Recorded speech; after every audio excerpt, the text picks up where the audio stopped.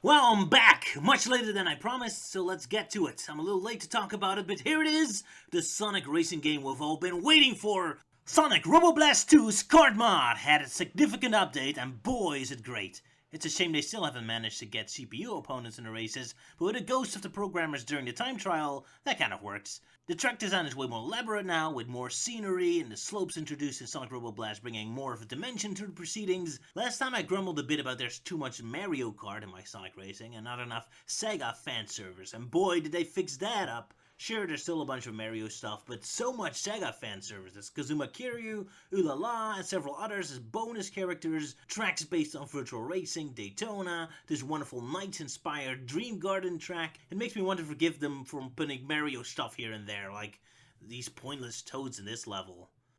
Seriously, why are there toads standing on this road in this level? They'll... Huh?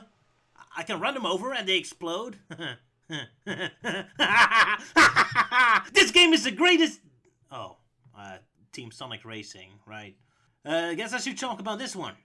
Well, the story is terrible, so let's rip it apart! Is what I'd love to say, but I got it under good authority that it's a spin-off and Sonic is for children and stories are shit and I'm only legally allowed to talk about gameplay as everything else is off limits. Because spin-off for children. And racing games shouldn't have stories, never mind the ones that we had in the Adventure era, but the Adventure era is evil, and we're a meta self-aware gameplay era now, So, gameplay! Team Sonic Racing is the sequel to Sonic and Sega All-Stars Racing and Transformed.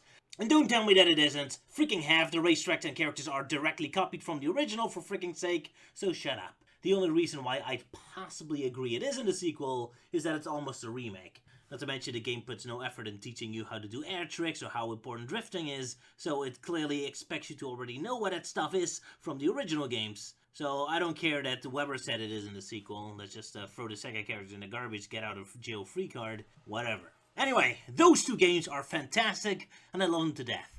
And I have a great love for Sumo in general, who are fantastic in making racing games. Outrun 2 is still one of my favorite racing games of all time. Fast, tight, great controls, and always that slight arcade feeling. Drifting is always super lovely, and they still haven't lost their touch since then. Although Team Sonic Racing is one of their lesser efforts. Anyway, so in this game we get 10 playable characters, and 5 unplayable characters. There's the speed type, extra fast but vulnerable and with a low grip. Great characters to use for the races. Then we have the technical characters, more nimble and able to take shortcuts, great characters to use for side missions. And then there's the power characters, slow and control badly, but they're good at getting hit and being helped, I guess. Great characters to use if you hate yourself and desperately like the characters, I suppose. Introducing team play mechanics. I hated the idea at first, thought they'd turn the game into a prolonged escort mission, but I warmed up to it since. It is satisfying to follow the trail of your teammates and slingshot yourself ahead. That's a great mechanic with that really good arcade feel that Sega's so good at. It's visually very satisfying to find the slipstream beams and slingshot yourself around. It's very well done. And it is kind of fun to get an extra tactical dynamic going on during the races with how well the dialogue is handled as well for most characters. You know, the gameplay, the way how the characters react to each other, it all adds up to get a great feeling of friendship and teamwork going on, and I like that. But the teamwork mechanics do come at a great price, and it's a price I'm not sure I'm willing to pay. Okay, so here's the thing. I don't really like most cartoon character kart games. I hate most of them, in fact. I call them less racing games and more praying to God simulators, because in most of the gameplays you're hoping the game doesn't randomly decide to blow you the frick up for no reason. Most of them feel cheap. You're constantly bouncing into everything, it's chaos, it's unpleasant, it's unfair. The best way to sum up my feeling towards most of those kart games is, well, if I show you the kart racing game I made myself, IMP Kart, where you just get stun-locked into an endless attack parade until the race is over. Even the better ones like Mario Kart. Sure, on easy mode it's fun, but on hard mode, usually I'm deliberately driving terrible at the start until I get the bullet bill or something, and only then try to climb the ranks until the final third of the last lap, launch myself and pray I fly over the finish line, because actually driving fairly is equal to kicking Jason Voorhees in the balls. You're just setting yourself up for a humiliating death. I hate how most kart racers are almost entirely reliable on random luck. That's why the few kart race games I do enjoy usually tone down the random luck aspects and put more emphasis on the skills of the player. I love Mod Nation Racing, for example. Well, besides the fact that you can create or download millions of custom characters and cars and tracks, but on top of that, the gameplay, it does this wonderful thing where you always have access to boost and shield, and don't rely on getting them randomly through items. It's just a matter of filling up the shield and boost meters by skillful driving, and the only random element to the game is just the attack weapon. So there's more power to the player, which is great. And another kart racer I love is, well, Sonic and Sega All-Stars, Transformed especially, despite being random again, but the weapons and items are nerfed, weakened, so that skillful players can still easily dodge most attacks. The game is hard as balls, but at least I feel like it's my skills as a player that's key to the victory, and not just having a bad round in Gambling Simulator 5000. And sadly, Team Sonic Racing dials up the random factor again. Wisp attacks are more powerful and devastating, and the teamwork stuff creates an enormous amount of chaos on the road that makes it harder for your skills alone to bring you to victory, not to mention that you're reliant on your teammates. If they randomly screw you over, well, then that's that. Especially in the tracks that are recycled from the previous Sonic and Sega Racing games, it's a problem. The new tracks for this game are designed to be much wider, have a lot of alternative routes, they're clearly much more made for teamwork, and a massive amount of chaos you can get in this game are better contained. But get the more claustrophobic tracks of Bingo Highway and Final Fortress, and oh boy, you're gonna get knocked around a lot. Now don't get me wrong, the game is not too bad. I definitely played way worse games, it's manageable, but still, compared to Transformed, it feels like it's a step in the wrong direction to me. But so yeah, I do like the team mechanics in general, but it still leaves a bitter aftertaste in my mouth. Right, now on to complaining about the story! Gameplay. Let's talk more about the gameplay. Boy, this gameplay sure is a game that plays into this gameplay. Sorry. How do normal reviews go? Robotically sum up all the features. Right, got it. Okay, so besides regular races, there's also several types of minigames in the story mode. Collecting rings, fighting robots, shooting targets, and slalom, whatever you pronounce that. Driving around poles. The difficulty is all over the place. The fighting egg pawns missions are super easy, and I can get gold or even platinum medals on my first try. But the Daredevil pole missions are a horrible nightmare. Oh boy. Anyway, the game also has an online mode. Never used it, don't care about online gaming. Okay, so, anyway, on a technical level, the game is very well made. Like I said, Sumo got their shit together when it comes to making good mechanical race physics. On a technical perspective, playing the game, I'm happy about the game. It's a good game. Except the handling of the power characters, maybe. They're a little too heavy. But it's the creative decisions. The creative decisions that really drag this game all down. Look, I like the game. I generally had a good experience with this. I enjoyed playing it. But man, it's missing an oomph factor. It's missing a wow factor. There's nothing really that pulls you in. There's nothing I can point to and was like, oh man, you have to play this game because it has this amazing thing. If I start talking about creative decisions, I'm going into an angry rant. And this poor game probably doesn't deserve it. It had a low budget, good intentions, no doubt. But just like with Forces, it's so frustrating seeing all the missed opportunities and the boring decisions they did go for. So Sumo's like, let's make a sequel to Sonic All-Stars Transformed. Anyway, this new game, inspired by those beloved games, hooray! That's a great idea. But screw the Sega characters, they're out. Hey, so now it's Sonic and friends only. Now, can we make them run on foot? I mean, I understand the other Sega characters can't keep up with Sonic, but games like Heroes proved most Sonic characters can keep up with Sonic. Maybe a little slower, but their other skills will make up for that. And otherwise, just give them an airboard or roller skates to keep up. Give us a unique gameplay that utilizes Sonic's unique qualities as a character and as a series. After all, how many on-foot racing games do exist? Sonic R, Rayman M, Mad Dash? That's about it, ignoring the 2D ones. No. They're in cars again. Look, I don't give a damn about in-universe logic. That Sonic, as a character himself, wants to drive in a car, good for him. He can drive around in a pink golf car for all I care. But in terms of gameplay, on foot would be more interesting. Yeah, I know, on foot requires more work and rethinking physics and, too much work. Stay lazy. After all, Sonic R wasn't entirely perfect, so instead of fixing that game's specific issues, let's just completely throw the entire concept in the garbage. That's the Sonic Team way. So let's throw Sonic's unique qualities as a character into the garbage, and just make it another generic kart game where already a million other versions exist of. But hey, then put in a stupid gimmick to make it unique again, because nothing sums up modern Sonic more than eliminating Sonic's unique qualities to turn it into a bland action game, and then introduce alien gimmicks to make it unique again. Right. But hey, Sonic's more than just gameplay, allegedly. He has characters, story, lore, an interesting world he lives in. And like Sumo themselves said in this interview, the reason why we dropped the non-Sonic Universe characters was that so we could dive into the Sonic Universe in more depth and tell a canon Sonic Universe story with our team adventure mode. That was very important for us. Oh hey, so the storytelling was a very important element of making this game. Do you hear that? I mean gameplay, yay. But right, so okay. Now we can focus on all the lore and world building and dive deep into the Sonic Universe. Yay! Oh man, I can't wait to see all the 15 characters and only 7 locations, none but one having any story relevance, and half of all of them already being in the game shared with the rest of Sega games before. Wow. Great, so we have 7 Sonic locations. Let's see what they pick.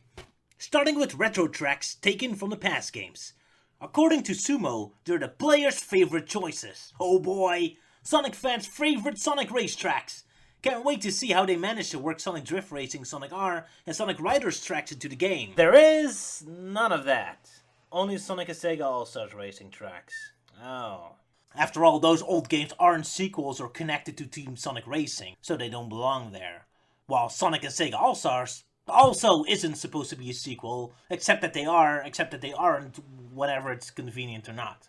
Right. So, sweet! We got a ton of the retro tracks. Just like what Mario Kart and Transformers also did. Except instead of being bonus tracks like with those games, here they are actually half of the actual content of this game. Yay! And I found the Heroes Only choices already boring even back in the original game. But hey, whatever. At least we have the Green Hill Zone, the casino, and the Eggman-based cliches out of the way, leaving us with 4 locations that are free to be more creative now we got the legally mandatory stages out of the way. 4 worlds. 2 based on locations visited in previous Sonic games. Hooray! Oh man, I wonder what locations they picked that we haven't seen in Generations or all the other fan service games yet. Oh, they actually are straight out of Generations. Never mind. But hey, that leaves us with 2 brand new locations, not based on established Sonic levels. 2 brand new locations we never seen before. Nice! So, what creative and brilliant visual spectacles will they give us? Hey, considering this is a character-driven game with full focus on the characters and their teamwork, maybe we can explore facets of the characters we haven't seen yet. For example, hey, remember Blaze is a princess? But we never even saw her kingdom. How about we make a racetrack based on that? Like some sort of, some kind of India Palace or something with some pirate themes to tie it back to Sonic Cross Adventure? Wouldn't that be neat? Or hey, how about Silver? How does Silver's future look like now after we saved it? It's a track that could be inspired by Sonic CD's good future levels perhaps, with some Sonic Rivals and Riders elements included for good measure. Hey, this new character, Danampa. Apparently he's a king, car manufacturer CEO, and comes from a different planet. Hey, how about we visit his home? That could be a brand new creative location, like a space car showroom factory kingdom thingy in space. Ah, so many possibilities. So do we get any of those? No, we don't do any of that. But hey, do you know what levels we do get? Oh look, it's Egypt, and Iceland, and Lava Land, and Boo's spooky house. Yay! Sumo, what the hell is this? Is this Bob the Squirrel's Happy Card Game or something? What's with these generic themes? This is the kind of stuff I expect in Garfield's kart racing. Hey, we're making racetracks based on Garfield's universe. What kind of iconic locations do we have? But is neighborhood and, just throw in Egypt. Egyptians like cats or something. I mean, come on, those level themes are straight out of soul-sucking bland games like New Super Mario Bros. Or something. Funny, since Mario Kart has way better creative decisions than this. So not only do you waste most levels with themes already recycled and regurgitated way too often, but now the few quote-unquote original levels we have are apparently straight out of the generic no thought put into a soulless card game for babies rulebook. Oof, okay, that sounded very angry and cynical. Let me back up a bit. Look, to be fair and honest, I like Spagonia and Planet Wisp. They look very nice. I like the new twists given on Planet Wisp with the fun tree trunk twists and the greenery. I love the marketplace where you can drive on the rooftops or fall down. And again, Planet Wisp, it's so nice to actually enjoy the scenery of Planet Wisp in a game where the gameplay is actually fun and not a stupid labyrinth wisp puzzle fest. Oh, which reminds me, compliments to Izuka-san. Well done, sir. You managed to keep a 3D game entirely in 3D and managed to fight off the urge to have the racetrack suddenly turn into a stupid two-dimensional claustrophobic puzzle-oriented labyrinth halfway through the race. Well done. If only you can remember this ability when you make the next 3D Sonic platformer. That would be nice. But anyway, so on a surface level, I kind of do like the tracks. There's a nice variety, and they usually look very neat. And the Boo Pyramid has a neat little narrative going on. The execution of the level themes is nice. It's just that the level themes in and on themselves are still frustratingly dull, and I wish we could see more unique level themes being executed just as well.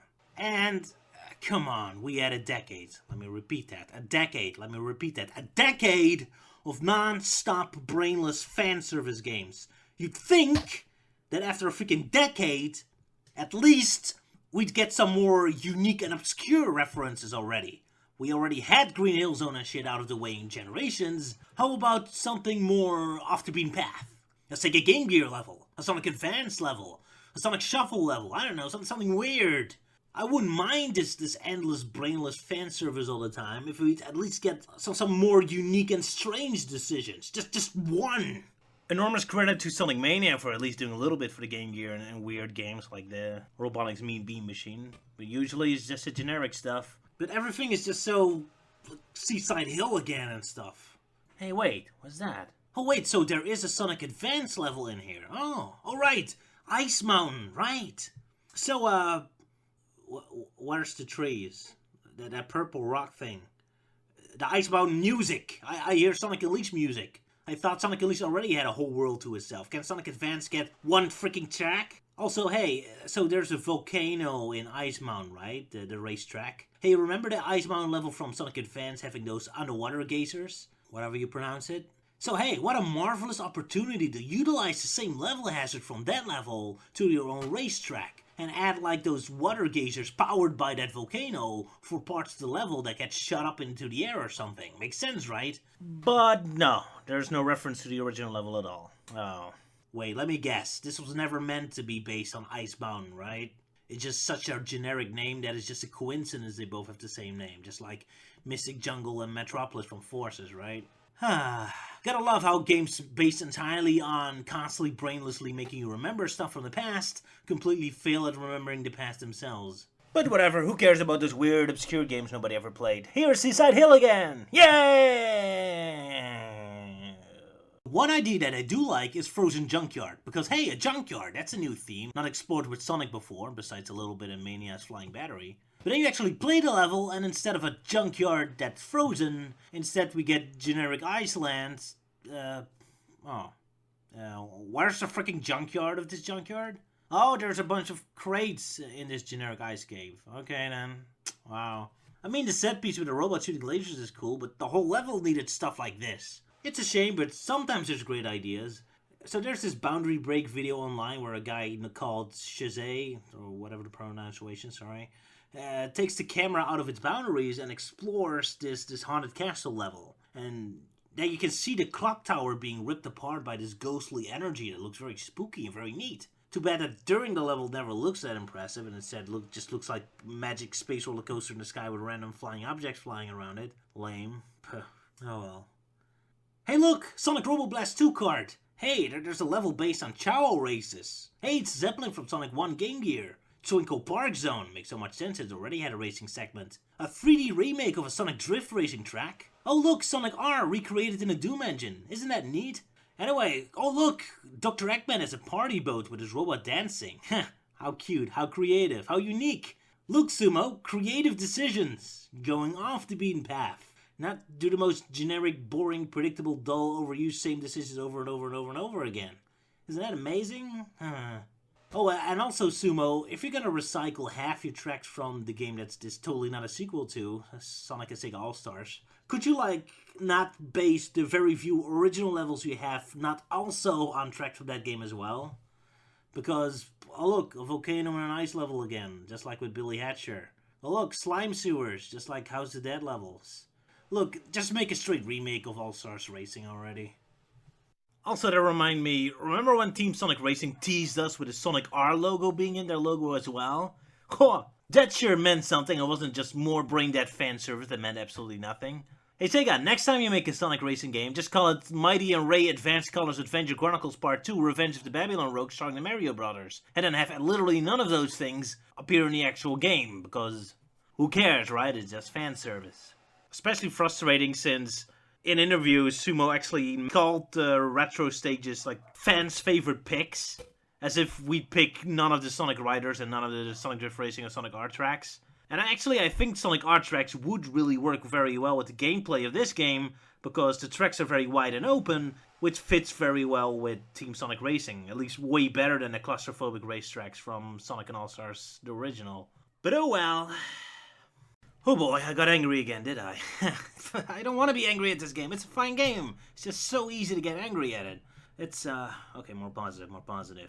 The music is pretty good. Good stuff. Probably gonna buy the official album. So, the story. I kinda like how, gameplay. Only talk about gameplay. Unlocking things. Isn't it fun how you unlock things with the stupid random gacha machine? No, it's annoying. So you can customize your car. Wow, I don't really care about that, but I'm sure some people do, so good for them. It is kind of neat to give the cars a different color, I guess. I like giving Sonic's car a red color. Oh look, Green Hill Zone does make an appearance in this game as one of the color schemes you can use. Appropriately enough, it's the most ugly of the color combinations as well, so that's nice. Okay, so one thing Team Sonic Racing did improve upon its totally not sequels are the items. It was weird how the previous games had random stuff like boxing gloves as its items. So with the Wisps, at least it's more Sonic-centric. Problem is only that it's much harder to immediately grasp what the items do. A glove or a Sonic shoe might be dull, but at least it immediately communicates what's going on, or very distinct, while the Wisps are a lot more subtle and alike. Especially how hectic the races already are, and how their function is not immediately inferred. I mean, a rocket wisp. Do I shoot rockets? Or will it boost me like a rocket? A flame wisp, is that a boost or an attack? Do I shoot a fireball or a trail of flames? It takes some time to figure it out, not helped by the fact that there's over 15 of these things. Is it really necessary to have that many wisps? All we need is boost, shield, front attack, and back attack. It should really have been only 4 or 5 wisps, not 15. Oh well. Anyway, the story. So, gameplay. Greetings, citizen! Or friend. Just you today, huh, Roger? Hi, Captain. Yeah, Luke has a different job today. Well, I enjoyed the game. I thought it was a lot of fun, and I actually really liked the story. At least more than any other Sonic game from the past decade. Yeah, not much of a competition there. Gotta give the game credit. Most characters are written very well. I like Tails being excited about technology. This is the best Tails in a while. Knuckles is, well, not brain dead or weird, so that's something. Other characters have lots of neat bits. Vector actually acting like a detective was a nice surprise. Really, the only problematic characters are Shadow and Zavok, really. Sure, Zavok is completely out of character, but Zavok is boring and pointless even when he is in character. Also Shadow, but I'll get to that. I like Rouge threatening to break into Dadumpa's kingdom and steal his treasure. Usually I would hate Sonic's behavior in this game, but for some reason it works for me. I think it's because Roger Gregg Smith is acting differently. In Colors and Lost World he was really smug and full of himself, and I hated that. In this game, Sonic sounds way more derpy and hyper, with his stupid portrait on top of that, so that makes it work for me. Less, look how funny and superior I am, and more Sonic just being a derpy moron. Almost like Ernest P. Rowe or something. Also, this is probably unintentional, but I love how, despite Sonic always trash-talking everyone and being the most obsessed with winning the races, the programmers made Sonic's team the worst of all the racers, so he's always dead last when played by the CPU. It's so funny, especially since the cutscenes never address it, so you see Sonic trash-talking and acting high and mighty, and then he ends up last place as usual, just to cut back to him acting cool like he's Hercule or Dan or something. Especially hilarious in the story mission where Sonic and Shadow have a penis measuring contest to see who's the coolest. Cut to the race where Mia's Blaze kicked everyone's ass, and Sonic was dead last as usual, and then cut back to a cutscene of Shadow praising Sonic for his driving skills. It's almost like everyone is sarcastic and everyone just feels pity for Sonic the loser. Like Tails just came up to everyone and was like, "Come on, guys. In the last adventure, Sonic Forces, Sonic had a couple too many hits in the head, so let's just humor him and pretend he's very good. The doctor said it will really help him recover faster." It just really helps nobody ever goes, "Wow, you're so funny, Sonic!" Not the constant, "Good one, bro!" from the Pontiff games. Everyone just kind of ignores him. Well, except Shadow, but... Sonic is weirdly obsessed with racing to a fault, but I think it's a step up from being obsessed with trolling Eggman. Not necessarily saving the world, mind you, just exclusively being a dick to Eggman. In fact, at one part of the story, Sonic completely forgets Eggman is being suspicious, if he ever even noticed to begin with. So, even though Sonic is still not written well, I like him a lot more in this game than in Colors or Lost World. I also like that Big the Cat is the most observant and level-headed out of all of the characters.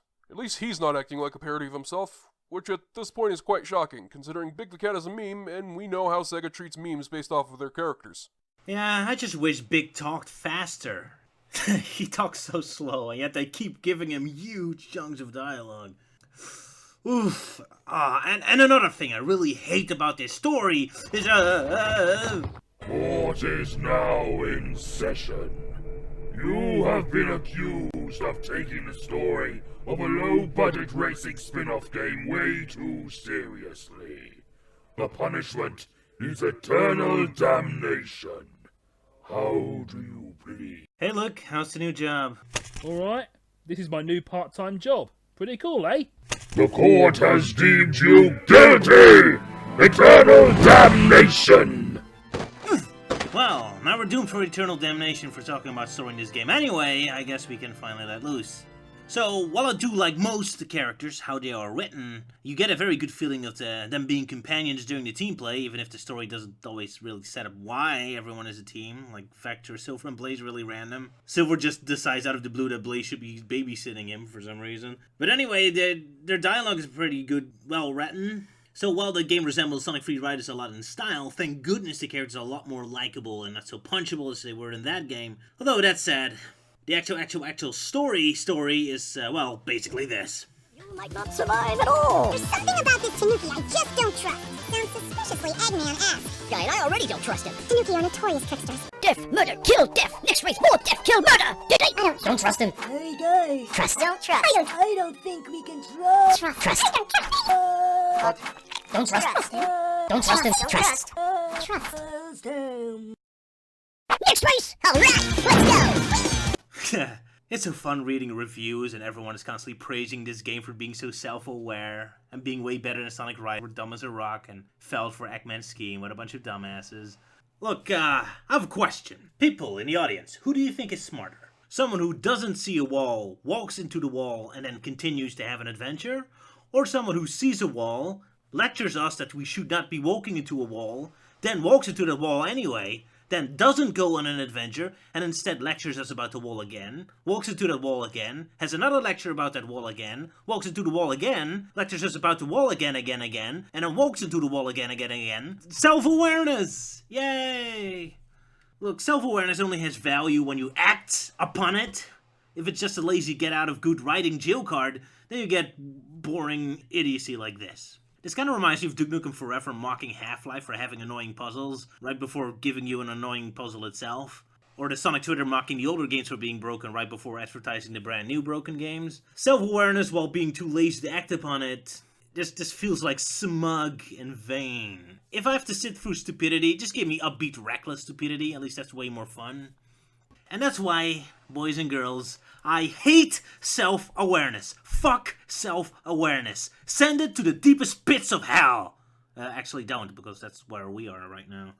See, game, if you did things like, I don't know, have racetracks based on interesting story-relevant locations like Blaze's Kingdom, or had, say, Zavak being in character and being some sort of manipulator, having some sort of plot, tricking people, if there were actual events happening, then characters would have something to talk about during the cutscenes, eh? But now they don't. Now all they have to say is, hey, the Dungpa is suspicious. Ooh, suspicious. Except the Dungpa never really does anything, so it's just, he's suspicious. Yes, no, ooh, is he evil? Is he good? Is he evil? Is he good? And just keep repeating, but the Dungpa doesn't really do anything. Does he work for Eggman? Doesn't he work for Eggman? Does he work for Eggman? No, he doesn't work for Eggman. Hooray! Except then he's kidnapped and he works for Eggman anyway. Hooray!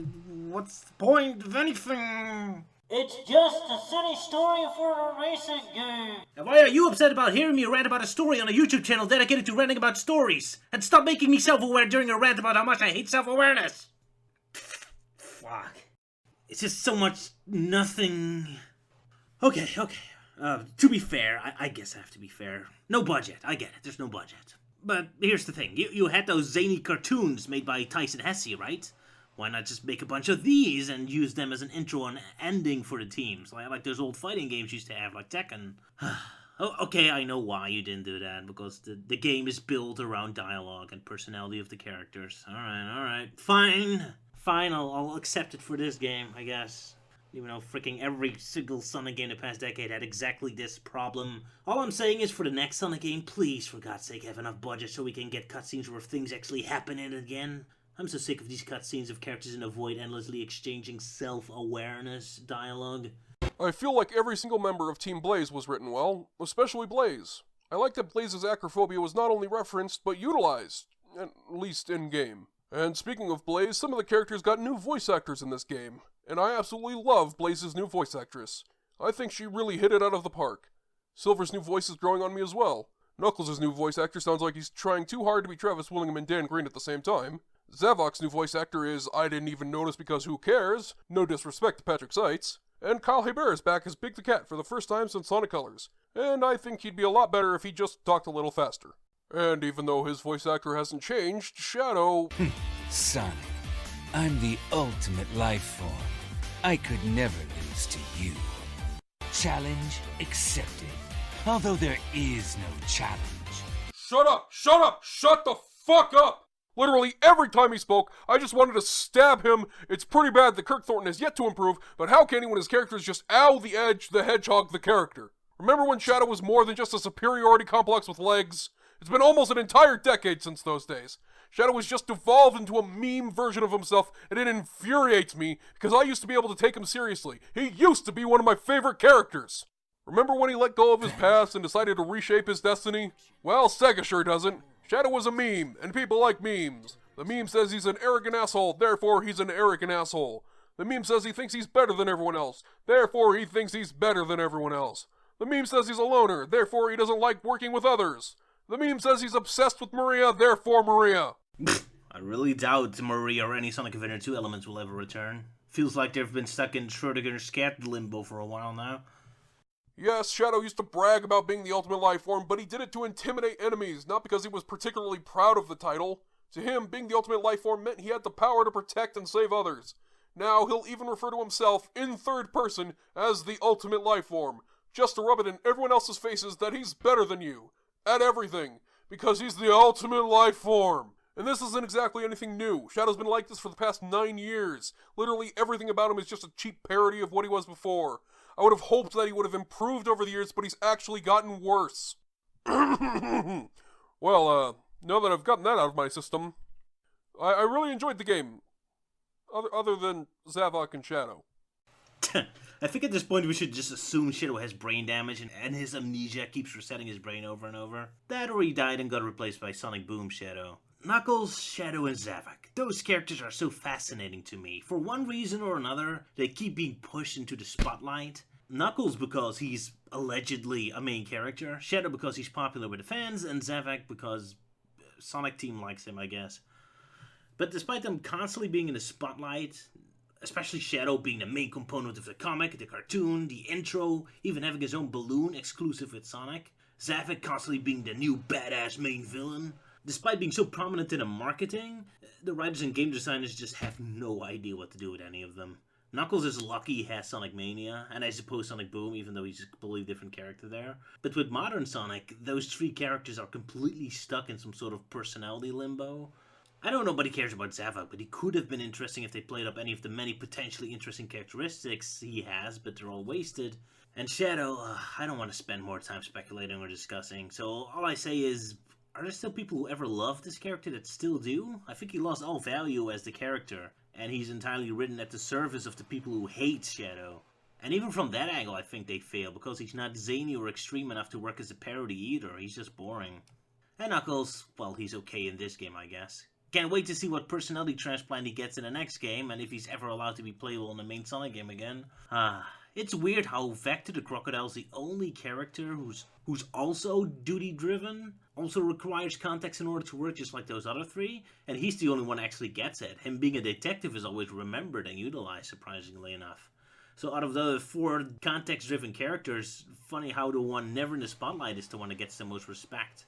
At least Sega seems to have settled on Amy's new personality now. Old bubbly, cheerful Amy is persona non grata now, and instead we get humorless, nagging, older sister Amy now. It's so funny when they still try to give her the old school Amy type lines here and there. Like, who wants some love? That feels completely out of place with her new personality. Anyway, yeah, Sonic Team Racing. Team Sonic Racing. It's okay, it's fun, it's disappointing. But the gameplay is good, so if you want a racing game with good gameplay, I can really recommend Horizon Chase. It's a great game, a great throwback to the past with tight controls, fun gameplay. There's also Gravel, a very well-made rally game. I also enjoy driving in Just Cause because I can make things explode. Team Crash Racing is looking good. There's tons and tons and tons of racing games with good gameplay. So I didn't need Team Sonic Racing to be another racing game with good gameplay. I needed it to be a good Sonic game. And it really disappoints on that level. So if you desperately want another racing game with gameplay that's good, take your pick, there's hundreds of them. The team mechanic is unique, so I guess there's that. Anyway, see ya. End of this video. I hope Luke will get us out of here very soon. How long does an eternity last again?